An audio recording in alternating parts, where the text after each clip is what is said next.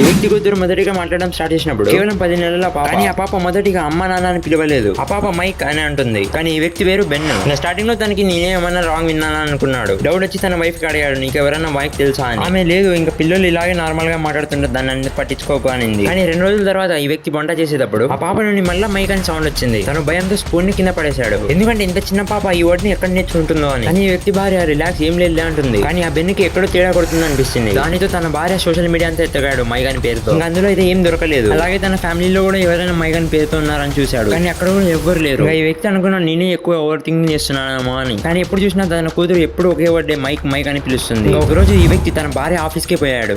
అక్కడ ఉన్న రిసెప్షనిస్ట్ తో అడిగాడు, ఇక్కడ ఎవరైనా మైక్ అన్న పేరుతో పనిచేస్తున్నారా అని. ఇంకా ఆమె అనింది, అవును, అకౌంటింగ్ డిపార్ట్మెంట్ లో ఒక వ్యక్తి పనిచేస్తాడని. ఆ మాట వెంటనే బెన్ నీళ్ళు అయిపోయాడు. ఇంకా ఇంటికి వచ్చిన తర్వాత తన ఇంట్లో ఒక స్పై కెమెరా ఫిక్స్ చేద్దామని ఫిక్స్ అయిపోయాడు. ఇంకా చెట్టు కింద ఎవరికి కనబడకుండా ఒక కెమెరాని పెట్టాడు. ఇంకా ఒక రోజు నార్మల్ గా తన జాబ్ కి పోయాడు. తను ఆఫీస్ లో ఉన్నప్పుడు తన ఫోన్ వైబ్రేట్ అయింది. ఇంకా సీసీటీవీ ఫుటేజ్ చూసిన తర్వాత బెన్ షాక్ అయిపోయాడు. ఆ కెమెరాలో తన వైఫ్ ఇంటికి వచ్చింది. అలాగే తన చేతిలో తన కూతురు ఉంది. అలాగే అక్కడ ఒక వ్యక్తి. ఈ వ్యక్తిని బెన్ ఎప్పుడు చూడలేదు. ఇంకా తన కూతురు మాటి మాటికి ఆ వ్యక్తికి ఏళ్ళు చూపించి మైక్ మైక్ అని పిలుస్తుంది. ఇంకా బెన్ కి అప్పుడు అర్థమైంది తన భార్య తన కోవర్కర్ మైక్ తో అఫైర్ లో ఉందని.